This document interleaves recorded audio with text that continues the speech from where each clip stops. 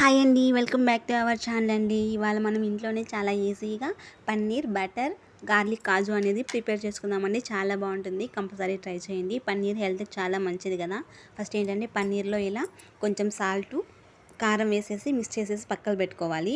ఇప్పుడు ఒక ప్యాన్ తీసేసుకొని బటర్ వేసుకొని అది హీట్ అయ్యాక కొంచెం గార్లిక్ అలాగే ఆనియన్స్ పచ్చిమిర్చి ఇవన్నీ వేసేసి గోల్డెన్ బ్రౌన్ కలర్ వచ్చేంత వరకు ఫ్రై చేసుకోవాలి.